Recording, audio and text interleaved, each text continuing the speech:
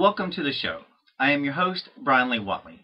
Our story begins tonight with our very special guest, actress and TV host Kinga Philipps.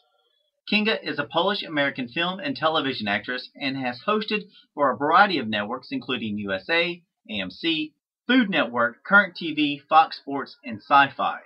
And in her acting career, she has guest starred on a number of television shows including The West Wing, Cold Case, and According to Jim.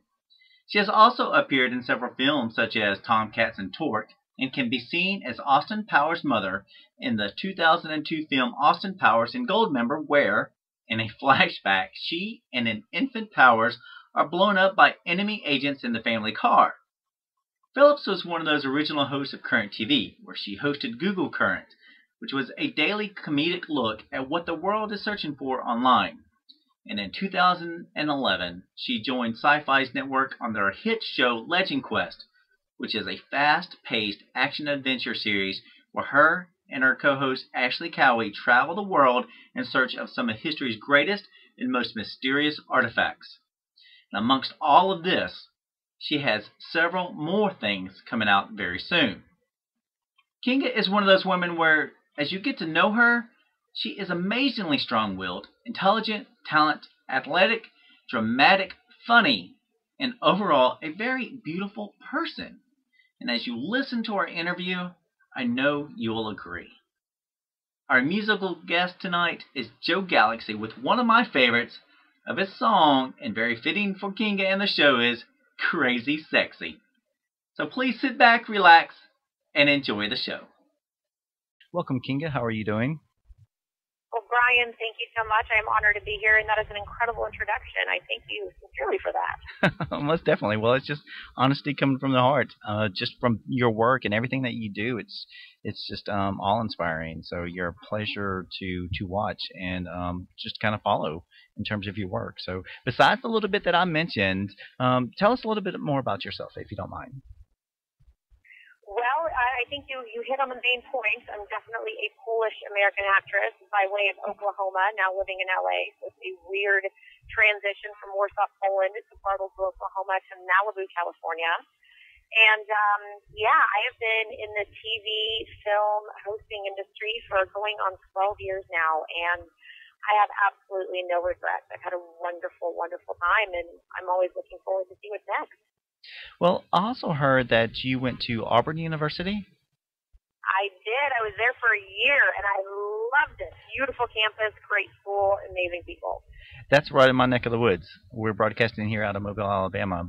But I have good friends from there. Really? Oh, cool, cool. I almost went to Auburn University for engineering school. I went up there to interview with some of the professors and everything, and wound up not going there because of other reasons. But I have to admit, I root for Roll Tide, so I'm a Bama guy. But I love Auburn University, so when I saw that you went there, I was like, oh my god! So, but either way, it's a rock. I have some really good friends who went to Auburn. Oh no, Roll Tide! We'll just do a whole hour doing that. Yes. Oh my goodness. Okay. Well, hearing that, for most people that don't know about Alabama football, for all the listeners and stuff out there worldwide, that if you live in Alabama, you have to claim one or the other at birth, and on your driver's license, and on your death certificate, and on everything else. So you're either a Bama fan or an Auburn fan, and so that's why we're kind of going War Eagle Roll Tide. So. That's true. And if you, by the way, I learned this the hard way, if you choose to show off your colors on your car, you will get pulled over by police officers who root for the other university. And they will tell you why they pulled you over. Oh, my goodness. Well, I have some good friends who are state troopers, so I'm going to have to ask them about that, and hopefully they won't give me a ticket. You do that. I'm sure you got out of the ticket, though, right? I did. I had a really nice officer pull me over, and I think he just did it just to see why I had that sticker on the back of my window, and he was a really nice guy. He let me go. Oh, nice. But like I said, I love Auburn Engineering. The school up there is phenomenal. They've got a great vet school and everything about them. The campus is beautiful and everything. So, I wish you would have went there for a little bit longer. Maybe I could have run onto you on the campus scene, but oh well, just one of those things. Anyway, so let's talk. I hopped around a lot. Oh. the hosted shows, let's start there, because you've done on a variety of different networks, like I mentioned earlier, like USA, AMC, Food. Let's talk about those. What are some of your favorites that you've done? Gosh, it's hard to pick favorites, but I have to say that what I love about my hosting career is the variety of it. I am an expert in nothing, but I am the world's most well-rounded person, because I have had the pleasure and opportunity to host shows about everything from food to fashion to cars to, hard-hitting vanguard journalism where we're seeking out police corruption in Mexico City, or, doing ride-alongs with the police in Compton, following gangs, to fluffy red carpet stuff, to sports-related, to artifacts-related, to, paranormal, to you name it, I've covered it. And it has been so much fun. I don't even know what else is out there that I could do. I guess I could do a show on insects next. Well, why not? I mean, hey, there's got to be a bug's life somewhere. Absolutely. Well, your degree's in broadcast journalism, though, isn't it? It is. It is. My degree's in broadcast journalism. And I knew from the start that I didn't want to do regular news. I knew that I wanted to do either a hosted show, preferably travel, which I've done a lot of, which has been wonderful. The journalism that I did for Current TV was very, very interesting to me. But part of the reason that I ended up with a journalism degree is because I couldn't make up my mind. I actually, as we mentioned before, went to Auburn University for a year. I went to 2 other schools. I had 7 majors, and everything seemed interesting to me. And I knew I had to narrow it down, so I thought, the one way that I can live all these different lives and experience all these different things and meet all these different people is to be a journalist. And in addition to that, then the acting came along, and the balance of the journalism and the acting for me has been this beautiful symbiotic relationship that has given me such an open door to the world and people and different interests and just such a variety that we live with on this planet. It's been fantastic. I have to agree. Once you get into, I love hosting the show, and I've done several other ones before. But one of the main things I really love about it, even though it takes so much work, as you know, doing all the shows and stuff that you do, it's really about getting to meet new people for me and talking to them and finding out about their life and doing the investigative part in terms of, what makes people tick and what makes great people great, and bad times bad and things like that. So I completely understand where you're coming from. You're right. It is fascinating what an incredible variety of human beings we have on this planet. It's beautiful to witness. It is, because my degree is actually in computer science, but if I could have chosen another degree, and I'm like you, I had a couple of different majors and kind of bounced around a little bit, but which is all great because that's just the core of who we are, I guess. But there's one that I really, really love, and it's just socialism. And I'm the type of person who I could actually go into the mall and just sit there and watch on how people interact. And look at the clothes they're wearing, not sizing them up or profiling or anything like that, but just enjoy people in terms of their activities, on who they're happy with or what they're doing, kind of things like that. If I could get paid sitting in the mall watching people, that would be like the ultimate job for me.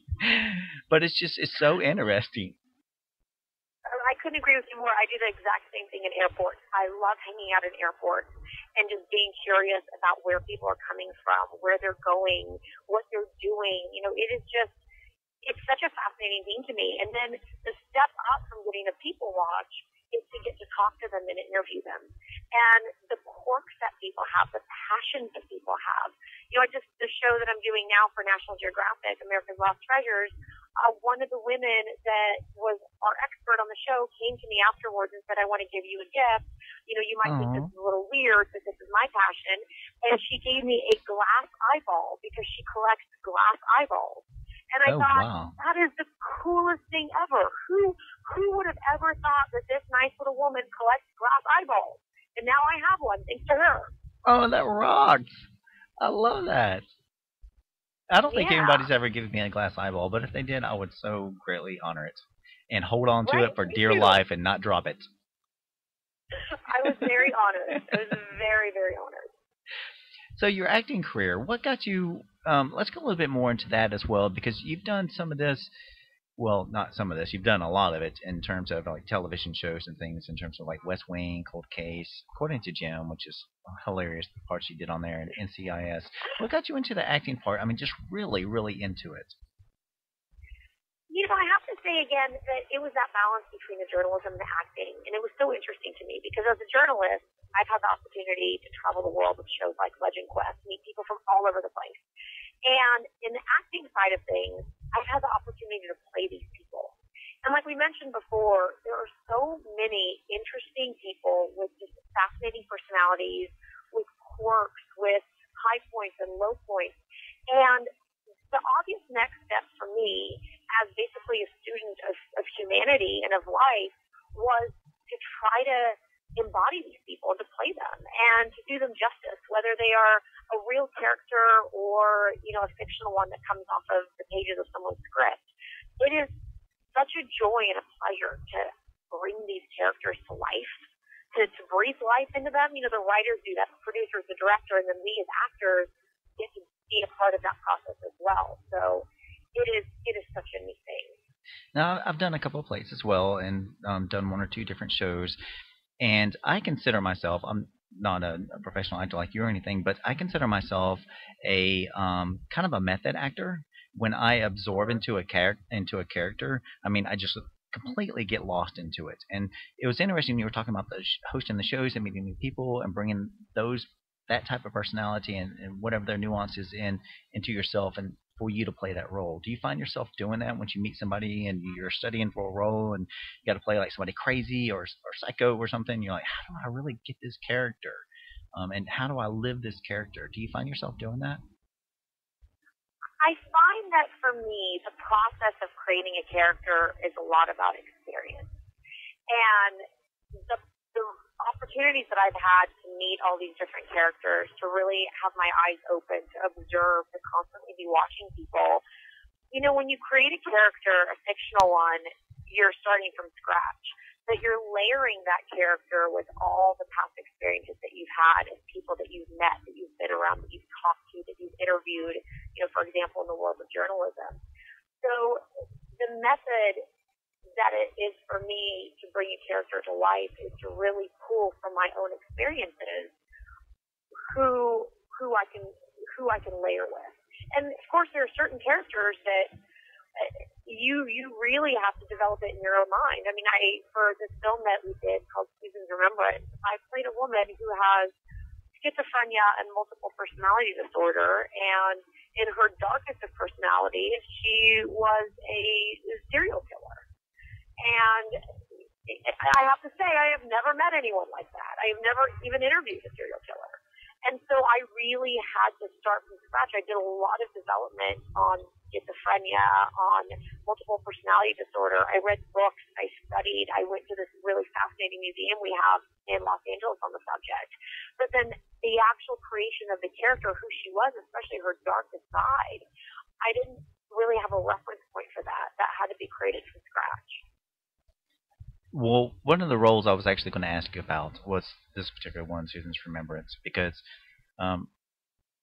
you play some very dramatic roles, and you are absolutely awesome in them, whether it's a television show, like a cop drama or something like that, or a piece like this. And when I was watching it, even in, I think it was it NCIS maybe, where you spit in the cop's face, you were being, kind of, I'm not quite sure. That was Susan's Remembrance. Oh, was it? Remembrance. Okay. Now I see the I see the characters now, because later on, I almost didn't recognize part of you in it, and I was like, that's a good thing. Well, yeah, I guess it is. Yeah. In terms of, well, congratulations on a Grammy there, or an Emmy or something like that. Like, where did she go? Oh yeah, that's her in the character. But I'm not kidding.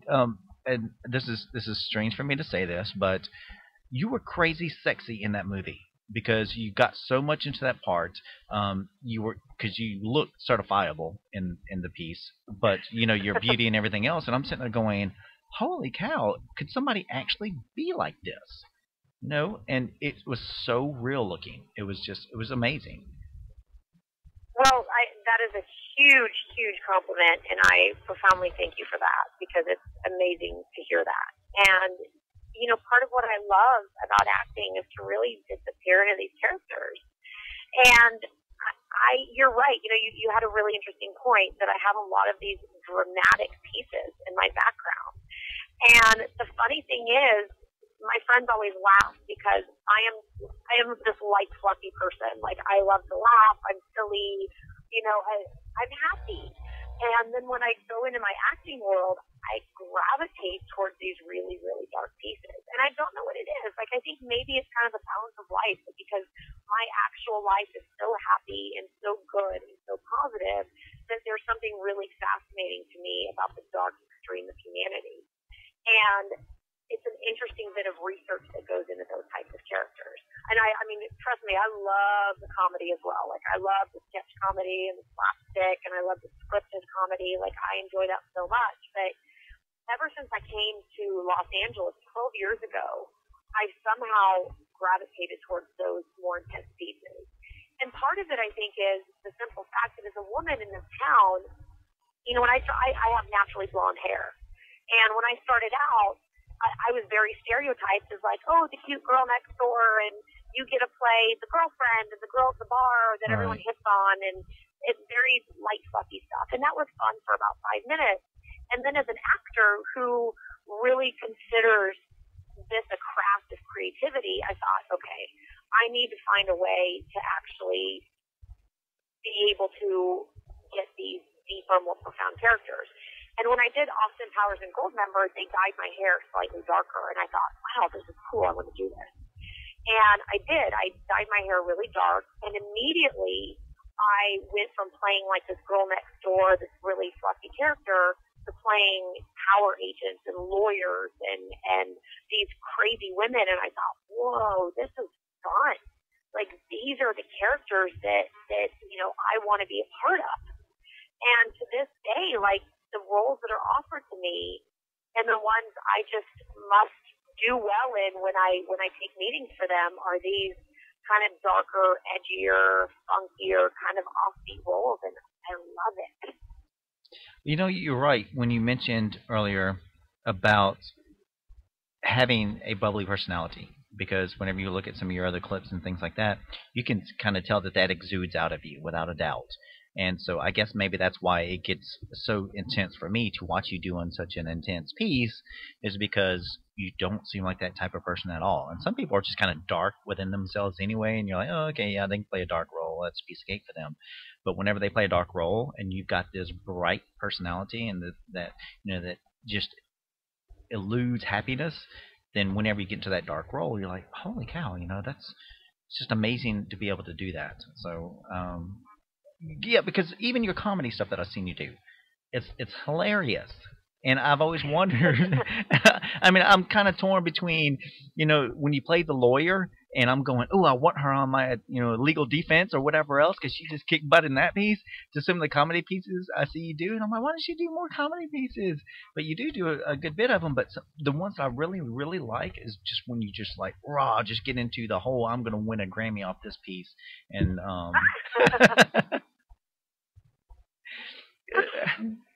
which I oh, thank go ahead. you. Oh yeah, well of course.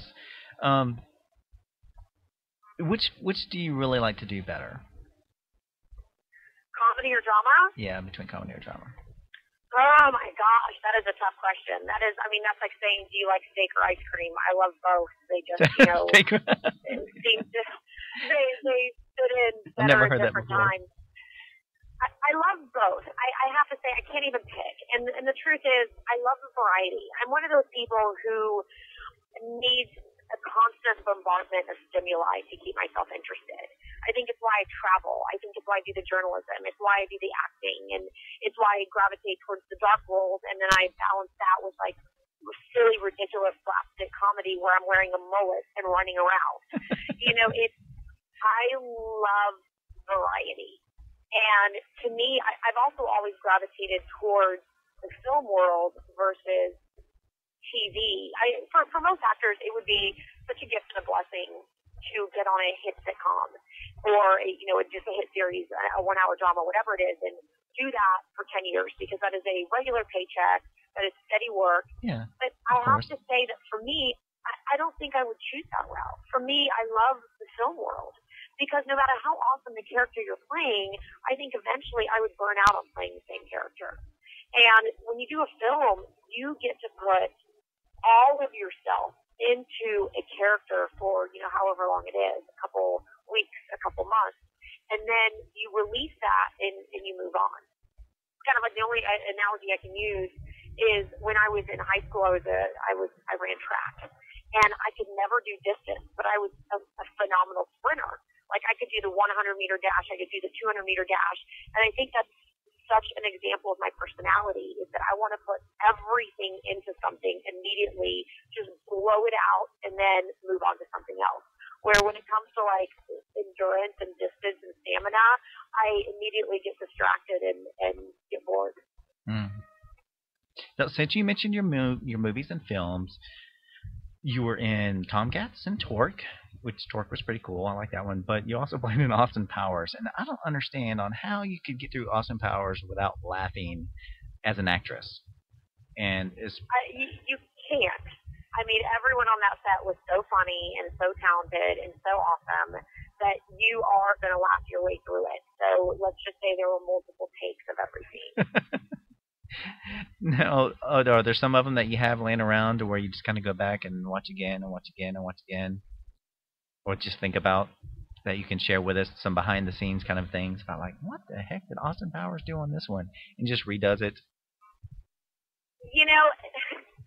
I remember the Austin Powers I did was Gold Member, and it was with Beyonce. And she is just this bigger-than-life, amazing personality. And I remember seeing her on set and then watching her on the monitor and just thinking, wow, this woman is a complete package. She is beautiful, she is talented, she can sing, and she is freaking hilarious.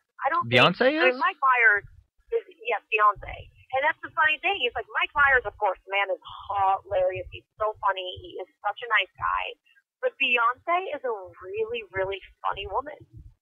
Well, I've heard in terms of her work ethics, she is amazing. I've heard somebody say before that she was so wrapped up into what she was doing, she wants to be successful so bad that she literally forgot to eat for 3 days. She just did not eat. I would never forget to eat. Wow. No, I mean, don't quote me on that. I don't know if that's true or not, but that's just what I've heard people talk about her work ethics and stuff like that, and the fact that I think somebody quoted her whenever they were telling me, but it's still just amazing, her work ethics and all the stuff that she does. So I think that's hilarious that you found her to be quite comical as well, but it's just a funny movie. So congratulations on being part of that one. What about Torque? Did you like doing that one? Torque was a lot of fun, and it was one of the first roles that I did when I first came to LA.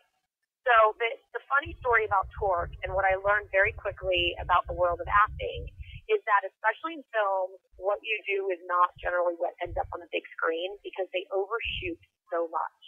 So I worked on Torque for several weeks. I thought it was the coolest thing. I played Dane Cook's girlfriend. He was a relative unknown at the time. And we were these two poser bikers. We just had so much fun. We had stunt doubles. There were these crazy scenes where the course we were in gets slammed by a Hummer. And, it was so much fun. And I worked on it for weeks and weeks and weeks. And I thought, oh, my gosh, I've made it. This is amazing. This movie's going to come out in theaters. I'm all over it. Wow, it's going to be great. And so I told everyone I knew about it, and I sent my parents to go see it. And my parents come out of the theater, and they call me, and they go, yeah, that's really neat. I think you have a line. And I said, what? I have a line? What are you talking about? I was all over it. Like, we had so much dialogue. But it got cut down so much that I'm still all over the movie. But pretty much the one line that I have is off camera, and it's when Dane Cook and I are about to get beat up by the other bikers. And that was my lesson learned in Hollywood, that don't ever tell anyone about your project until it comes out and you've seen it yourself. Amen. Amen. Oh my goodness, I so believe that. There's been a couple of times, yes, exactly that. And, you know, you try your best not to say anything, and people get so excited and like, oh, so-and-so's going to be in so-and-so. And I'm like, don't tell anybody. Don't say anything. But that's hilarious. Well, I mean, I'm sorry all your stuff got cut and everything else, but it's hilarious because that really is on how it works. It is. It really is. And it was a funny moment. I'm sure my face just dropped. My chin just hit the ground when they said, we think you have a line. Very funny. What about your own stunts? Did you actually get a chance? Because you are athletic. You're physically athletic, it appears. And do you get a chance to do your own stunts, or were they more scared that you would hurt yourself? Or you know how they don't like to have actors or actresses do their own work. So right. Well, you know, I'll tell you, generally when it comes to the big budget films, they're very hesitant about that because there's a line of lawyers around the corner saying, no, you should not do anything. They wouldn't even let us, they would only let us sit on the bikes in Torque when the bikes were off. I mean, no way, really? Yes. But when it comes to, like, for example, you know, when we were on Legend Quest and we were running around all over the country, I think we did 13 countries in 2 months. Wow. And it wasn't so much stunts that we did, but it was a true adventure. Like, everything that aired in that show, none of that was staged. I mean, we climbed 14,000 feet up in the Andes. We had to trek back when the roads got washed out. I mean, there was some craziness going on there that I personally love. I was the only girl on a team of 8 men, and it was really important for me to keep up at all times, because I knew that if not, I would be the weakest link. And so in everything that we did, I mean, I had to try so hard, and I am very physical. I'm very active. I surf and I hike, and, you know, I stand up paddle. I jump out of airplanes, like, you name it. I do it. I want to do it. I love it. Sweet. But Legend Quest was the most physically taxing thing I've ever done. You know, we were hiking 3 hours up into the Philippines to get to a waterfall. It wasn't like, you know, for TV shows, you just pull up, your cameras are there, you step into your trailer, you do a shot. Mm-hmm. No, we actually did everything. We rappelled down the waterfalls, we dove around in them, we ventured in the caves, we spelunked. Like, it was the coolest thing I've ever done in my life. Those 2 months were the most fun I've had in this business, and with the greatest crew that I've ever had. See, I think that's awesome that you rolled into Legend Quest, because I was going to ask you about in terms of, do you do your own stunts? Because I was watching you on Legend Quest, and you're rappelling. I love to rappel as well. I'm one of those, I'm 110% adrenaline junkie. If it's, you know, physical something, you know, rappelling off a cliff or out of a helicopter or climbing a mountain to, you know, 19 miles up or whatever, I love doing that kind of stuff.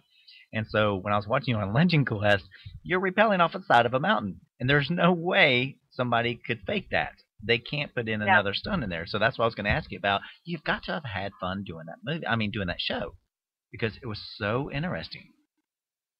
We had so much fun doing that show, and all of us who were a part of it were adrenaline junkies, and we loved travel. We loved history. We loved artifacts. We loved mythology. So it was the perfect group of people to do that. But, you know, there were some harrowing moments in it as well, and you know, they're played up in the show, but the truth is, like, that stuff was really happening. Even in the Philippines, when we were rappelling down that waterfall, they moved Ashley too far over, and he actually went into the stream of water. And he got beat to pieces. And then our cameraman was hanging from another cord, having to film this to get the angle. And they left him hanging there for so long that his legs went numb, and he was getting so angry. And, you know, it was absolutely crazy. So there were serious moments of peril in that show. When we hiked up into the Andes, and when we came back down, we found out that all the roads that we had driven up, it took us 6 hours to get to Vilcabamba from where we started our hike. The roads had been washed away, and we had to basically hoof it for miles, just trying to get back to a place where we could catch a car along these roads where landslides were taking them out as we were there. And you never know. Amazing. You know, we could have all ended up in the river below, but fortunately, God bless, fingers crossed, we didn't. Isn't that just living life? Isn't that great? It was, and it is. And to me, travel, that kind of experience is truly the cream of life. That is it. To constantly be exposed to different cultures, to different people. When I travel, whether it's for work or personally, I want to go to a place that is 180 degrees different from what I know. I want to be shocked. I want my senses assaulted. I want, to experience something completely different just to open my eyes to what is out in this world, because there's so much. Now, you got a chance to work with, for people, if you've never seen Legend Quest, you must be under a rock, and pardon me doing the rock pun on Legend Quest, but you got a chance to work with archaeological explorer Ashley Cowie and his work, and you said earlier that you had to step up, or basically you just had to step up your game because you're so worried about, what people, there's, 8 guys on the team and everything else, and you wanted to play your part. I heard through industry chatter that they were intimidated by you because of your knowledge and how great you are, and how, talking about work ethics again, on how much you put into it and everything else. And so people loved you on that team. And so that's pretty amazing that you said that you felt one way about it when everybody else perceived the fact that you were a great addition because of who you are for what you do. So that's pretty cool. Well, I have to say that our team was phenomenal, and we all got along so well and supported each other, and we are all still good friends. Ashley and his wife Jill are 2 of my closest friends. I didn't know him before we got on that show, and through all that experience, through all that travel, we became really, really close friends, and he's a phenomenal man. And to be honest, I talk about the hardships of everything we did, but what is truly amazing, and I don't know if you know this, but Ashley's a diabetic. And no, I didn't know he was such a trooper and such a true example of what diabetics can accomplish. And he, when we were climbing up into the Andes, we climbed for 2 days. And watching him struggle with his blood sugar skyrocketing and then just plummeting was unbelievable. And it gave me such a respect for a healthy body that can adjust itself. But it also gave me this incredible respect for him as a person to be able to overcome that and to not say, hey, I have diabetes, I'm not even going to go out and take this risk. I'm not going to take a chance with any of this stuff. He did it, he faced it, and he was phenomenal. He's such an inspiration. That's really cool. I love Ashley. I think I completely agree with you. I think he's an amazing person for not only his research and his knowledge in the field for what he does, but for all the other things that he does as well. And the fact that he gets out there, and I didn't realize he was diabetic, and I agree with you about no matter what your illness is, then people need to, again, it goes back to living life and getting out there and overcoming, and don't let something just hold you back because of one thing. Find a way to overcome it and have fun and doing what you like to do. Now, this show, Legend Quest, you guys got to travel, like you said, so many different countries in such a short amount of time, and you got to look at some of the greatest and most mysterious places and artifacts out there. Do you have a favorite? Do you have a favorite on this show on Legend Quest? Something really good and dreamy and scary and gory and all that stuff at the same time. Some of the places were favorites of mine just by location alone. When we were looking for, I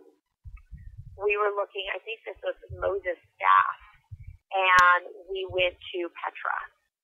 That was incredible. That was just such a phenomenal place to visit. The Sintamani Stone, going to Lake Taal and the most active volcano in the world. And to look, to be diving down, to be climbing in those waterfalls, to hear the history behind what the Sintamani Stone is to the people there, that was fascinating. Some of the items, obviously, the Holy Grail, the Ark of the Covenant, are really well known. Right. But some of the other ones, like the Mexican Talking Cross or the Sintamani Stone, like a lot of people don't even know what those are. And all the pieces that we had, it was such a variety. Some of them were based in folklore, in mythology. Some of them had biblical roots. There is such an incredible variety of items out there, and some of them are magical. We looked for Merlin's magical treasures. And what was so interesting about every one of these items is that the people that we encountered along the way they felt about them.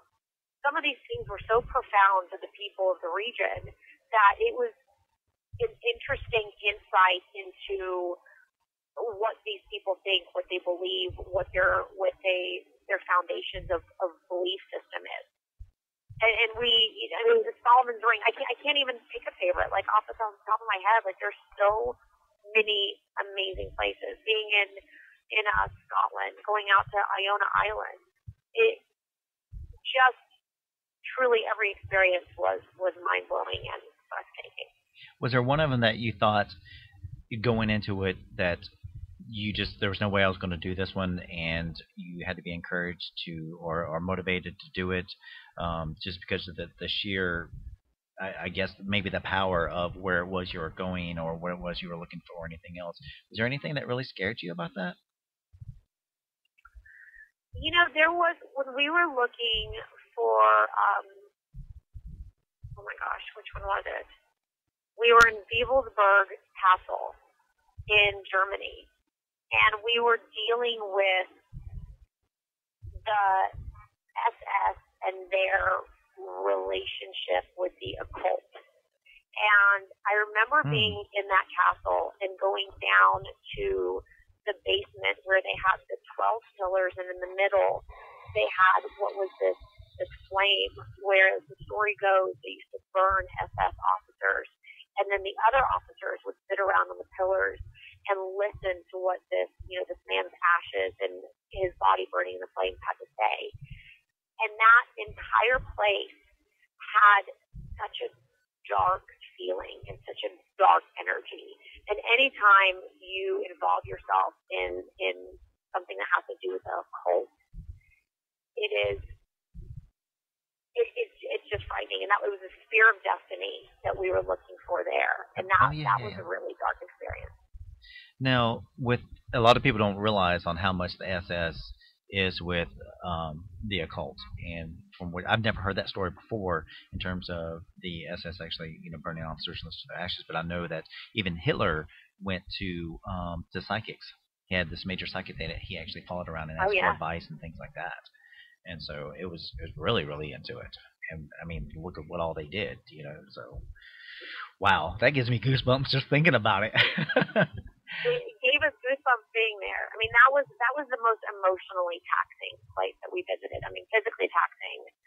I would say Peru and our hike. When we all came down, we crossed that line on the bridge, and all of us dropped to our knees and kissed the ground. And every single one of us said that was the most physically challenging thing that we had ever done. And we overcame, just incredible obstacles and serious altitude sickness. All of us were so sick in Peru to accomplish that. So that was big for us. What about spiritually? Was it spiritually challenging?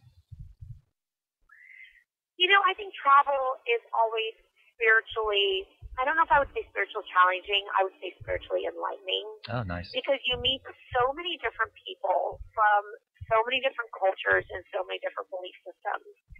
And, I was raised a Mormon Catholic. I'm Polish. I'm a Christian.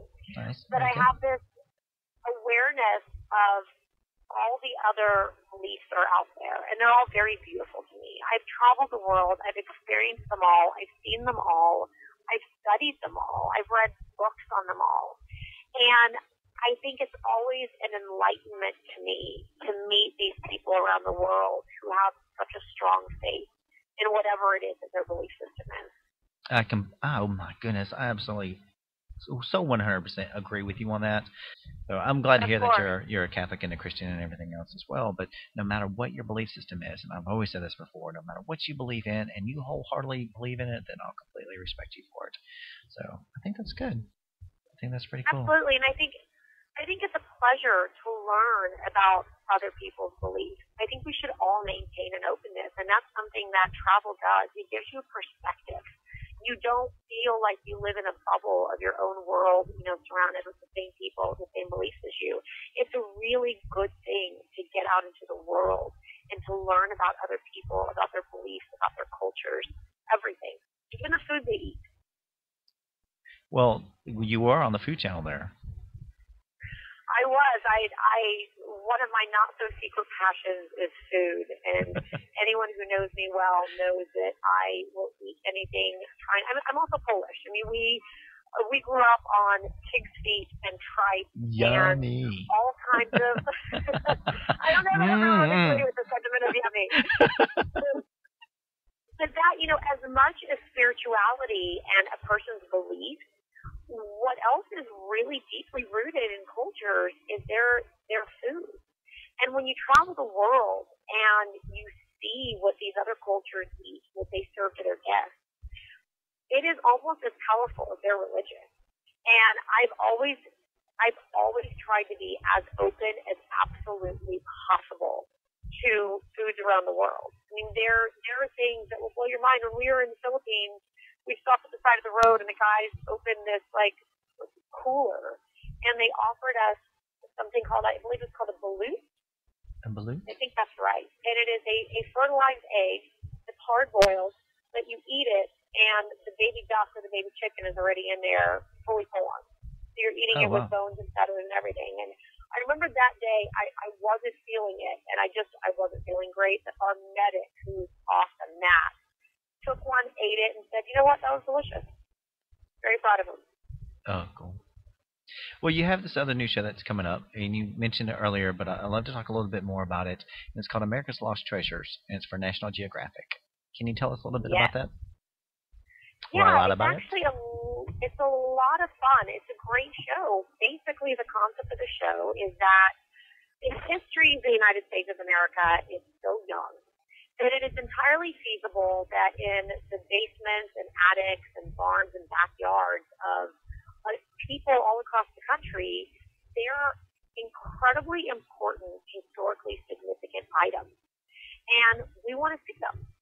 So what we do is we invite people to bring these items to whatever location that we're in. We just wrapped the first season of the show, and we went to 10 different cities. And in each city, we would meet with people, and they would bring in whatever it is they had that they think really represented an incredible story, an incredible moment in history, whether it had some really profound, significance, whether it was George Washington's spoon that he ate with as a baby, or whether it was something that really told the story of immigrants to America. It could be something that was worth an absolute fortune, something that had this amazing provenance, or something that just had a profound personal story. And the things that were brought in were so vast and varied, and some of them truly were kind of mind-blowing. I mean, there's not a whole lot that I can reveal about the specific items, but there was a lot of wow factor about, significant historical figures in the foundation of this country that came in. There were items that were just so personal and so beautiful, diaries of parents that might have had really significant moments in this country's history, or just opened your eyes to a time in the world that is past. It kind of let you dive back in to put on someone's shoes. So we have those items that would come in, and then myself and Kurt Dowsett, who was my co-host, we investigate these items further. We each select 3, and we investigate them further. And from there, we come back around and we meet with a National Geographic representative. We present to them the items that we've selected, and one person is then chosen with their item to take this item to the National Geographic Museum in Washington, D.C., and they also receive a check for $10,000, which is a loaner fee, basically. Yeah, for that year. And National Geographic is doing this amazing exhibit with items that really represent America and our history and who we are, our tradition. So it was a very fascinating trip to all these 10 cities to see what people bring in, because there were some cool items. I cannot wait to see it. It was wonderful. And I have to tell you, some of the lost treasures that came into us were the people themselves. We met some really amazing characters that themselves should be put on display somewhere, because they are phenomenal. Oh, when does it start again? When does this air? We don't have a set air date yet, but it sounds like it's going to start airing on National Geographic this summer. Okay. So everybody set your VCRs now that you got time to program your clocks and figure out how to program the VCR or the TiVo or whatever it is. Go ahead and put the record thing on it. It'll take me that long to figure it out. America's Lost Treasures. Yeah, we're not sure when yet, but I think we're going to be out this summer. Okay, cool. Okay, so for some future projects and other shows that you're working on, maybe where people can contact you or see you, we have America's Lost Treasures that are coming up this summer. So watch it now. We have all the awesome movies that you've been in. So I encourage everybody to go out there and rent Austin Powers, and definitely watch Legend Quest. It's amazing, amazing episodes that you guys did on there. What are some other things that are happening? You know, we have, there's a new show starting on TNT with Eric McCormick of Will and Grace fame and Rachel Lee Cook called Perception. And I had the fun opportunity to guest star on one of the first episodes. And again, I play like a quirky, slightly dark character, of course. So that was a lot of fun. Our film, Susan's Remembrance, just today, I got an email that it is in the Phoenix Film Festival, which is a lot of fun. That's huge. I have another film. Yeah, so that's fun. I'm also doing another project with that same team. I mean, it's a talented group of people. So that's my pleasure. We'll be starting that at the end of April. And then I have another film called Thrift Store Cowboy, which is coming out sometime in 2012. And I also have a working relationship with the Travel Channel and a couple projects that they're working on that I probably can't mention yet, but I'll be popping up in those. So, well, you're going to have to come back on the show to talk about them, though. What's that? I said you will have to definitely come back on the show to talk about them whenever you can. I will. So Travel Channel is something I've always been to be a part of because obviously I have a love for travel. So there are all kinds of fun things. And I also do a show called Velvet Red TV where I am the expert on all things hot, the hottest products in Hollywood. So lots of variety out there in my world. I like that. Hot and sexy and travel and nature. You cannot go wrong with your lifestyle, Kinga. It's just amazing. And food and travel and it's so hard to be everything you. Else that comes my way. It's so hard to be Kinga. It is really fun to be Kinga, I have to say. I am very grateful. Okay, so some of the websites and where people can contact you is obviously you're huge on the social media networks with Facebook. Your own website out there is kingaphilipps.com. Everybody can check out some of the episodes and information about Legend Quest on the sci-fi.com. Your YouTube channel is huge and packed and full of all kinds of really cool videos. One of them what's the name of your YouTube? I can't pronounce it correctly, but it's go ahead. Kinkajou, I believe it's Kinkajou 99. Kinkajou. But it's the word Kinkajou, and Kinkajou, for those who don't know, is a South American animal, and it's been my nickname for years because it kind of sounds like Kinga. It's a really cute animal, so everyone should Google a Kinkajou and see what they look like. Kinkajou. Okay. Because at first, when I first looked it up, and I'm going to spell it out for everybody. It's KINKAJOU 99. KINKAJOU 99. When I first looked it up, I thought it was just a fan site because there's like a ton of videos out there on you. I'm like, man, this guy really loves Kinga. This is awesome. This is great material there. I'm like, man, she just really loves herself. No. No, I'm kidding. It's really cool. Funny. I'm just kidding. But no, love the name. Love the name. And everybody, if you haven't checked out our theatrical reel on there, that's pretty cool too. It's got all kinds of really cool clips on the work that you've done. So that's pretty amazing. I love that one. And also on Twitter, you're Kinga Philipps, and your last name is, I'm just going to spell it out, Kinga. Will you spell the last name for everybody? It's PHILIPPS.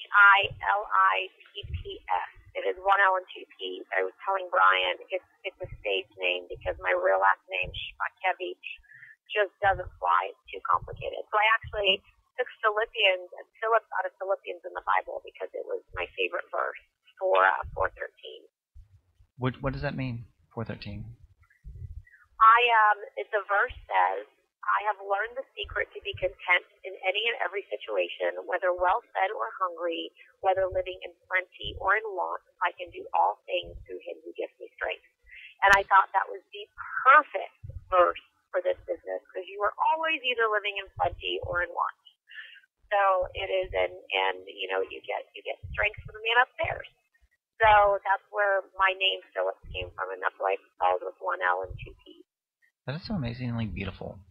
I'm just not even kidding there. I was just like, right there when you said it and mentioned it. Wow, Philippians 4:13. I like that. Yep. Nice. Okay, I got to catch a breather on that one because that one kind of caught me teary-eyed there for a second. So I got to pull myself back together. Oh, no. You can't do that to me. Okay, so... it's not a good interview if someone doesn't cry. No. Oh, the drama. Oh, my goodness. Okay, any final thoughts that you have for everybody? You're such an inspirational person already, so what else would you like for anybody to know about you, or just thoughts about life in general, or anything? You know, I would say I would leave on the quote that I got from my journalism professor in college, and he would always say, if you're not in over your head, you're not in deep enough. And I always thought that's such a beautiful sentiment, because we should always push ourselves and strive to just experience more, be more, have no regrets, to really live life to the fullest. Wow, that's beautiful. I love that. Thank you for sharing that with us. And of course. Well, it's not mine. It's my journalism professor's. I think it was Jack Hodgson who said that. Anyway, I would love to have you back on the show again when you got some of these other shows that you can talk a little bit more about, and you're going on through life and doing all the cool stuff that you've done and that you're doing. So on behalf of everyone, all the producers, all the editors, and people here who work on the show, thank you so much for being part of it and coming on and talking with us tonight and sharing us about your life and your work. And we're so excited for you, for all the stuff that you've done and all the stuff that you're going to continue to do, and the fact that we get to be such a small part of it just tonight, but such a big part of knowing more about you. That's just really huge for us. So thank you so much. Well, thank you. I truly appreciate the opportunity, and it was 100% my pleasure. Thanks. It was a lot of fun. All right. We have a very beautiful night. You as well. All right. Bye-bye. Bye. Please welcome our musical guest, Joe Galaxy with Crazy Sexy. She's crazy, crazy sexy. You're a sexy chick. I wanna love you. You're amazing, baby. I just wanna love you. She's so crazy, sexy, crazy, sexy, crazy, sexy, crazy, sexy. Crazy, sexy, crazy, sexy, crazy. You're amazing, baby. I just wanna love you. Top down with the volume up. She's ready and willing to. I was in the cut, palming her butt. Patrol no rock, 6 shots ain't enough. Damn, her swag is mean. I wonder how she fit that ass in jeans. I mean, it busted, it seems. Could've sworn I seen it in a magazine. That Rosé's got her geeked up. Seen the Maserati from the lobby and she freezed up. I seen her knees buck, now she's trembling every time we touch. Racks on racks, girl, I wipe my stacks. Your face is flawless. Stat, believe me, tonight'll be action packed. You're a sexy chick. I wanna love you. You're amazing, baby. I just wanna love you. She's so crazy, sexy, crazy, sexy, crazy, sexy, crazy, sexy. Crazy, sexy, crazy, sexy, crazy, you're sexy. Amazing, baby. I just wanna love you. Keep them bottles coming, keep them shots coming. We just getting started in this mother. Any way you want it, I'ma give it to you, baby. All I wanna do is you. No intermission, you can't compare me to these other dudes. Let your head down, keep your shoes off, get comfortable. I already bagged you. There's no need for cuffing you or loving you. All I wanna do is get them clothes off. Your body is crazy, baby, and that is so soft. We about to get up, then later we gon' we about to get up, then later we gon' you know it's on tonight. You know it's on tonight. You know it's on tonight. We about to get you're a sexy chick. I wanna love you. You're amazing, baby. I just wanna love you. She's so crazy, sexy, crazy, sexy, crazy, sexy, crazy, sexy. Crazy, sexy, crazy, sexy, crazy. You're amazing, baby. I just wanna love you. I wanna please you. I wanna touch you. And it ain't no mystery.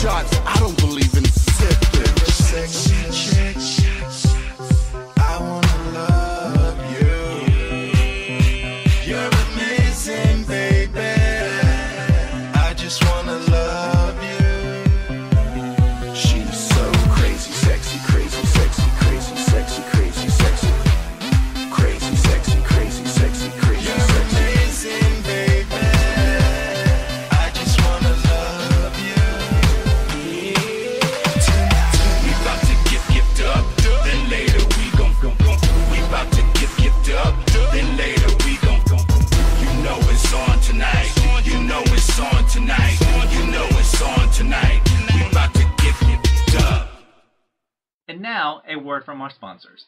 At Taylor Gifts, we do customized monogramming and embroidery. We can monogram anything from a simple one name on a bib for a baby to a customized logo on a company shirt. We can make gifts for your wedding entourage and gifts for your friends. Label your children's items for school and put names on jerseys for sports. If you have items of your own you want them monogrammed and embroidered, we can do that. Tailor Gifts are sewn with high-quality thread on a professional embroidery machine. So go to the website www.tailorgifts.net, call 251-391-4354, email sales@tailorgifts.net, visit us at ETSY, and Facebook us. We are ready for your orders. Welcome to WROM, Realms of Music Radio and Social Network. We support independent artists and talk shows, hosting a large discussion forum and an artist gallery. We also have a large social network combining the best of Facebook and MySpace into one. So make sure you submit your music to us and create a profile to promote yourself today. That's realmsofmusic.com, the best of music radio. The Ghost Tales Television Network, GTN. GTN is designed to give the paranormal TV and filmmaking community the opportunity to showcase their talents and creations. If you believe you have what it takes to create your very own TV show and or short film and you would like the opportunity to showcase your creations, you may contact us at ghosttalestv@gmail.com or call 901-377-7166 for more details. Make sure you visit ghosttalestv.com. GTN, America's Paranormal Superstation. Jackalope 105 FM on jackaloperadio.com. Your alternative to the grind of internet and FM radio. When we say diversity in programming, we mean it. Lots of stations brag, throw out a hype, and pad their numbers. Well, we don't. Accept no limitations. When you truly want awesome 24-hour radio, tune in to Jackalope and rock your routine. Jackalope 105 FM on jackaloperadio.com. Thank you for listening to the show. I'm your host, Bryan Lee Whatley. I hope you have an amazing weekend, and I look forward to seeing you next time when another story begins. Until then, love and light.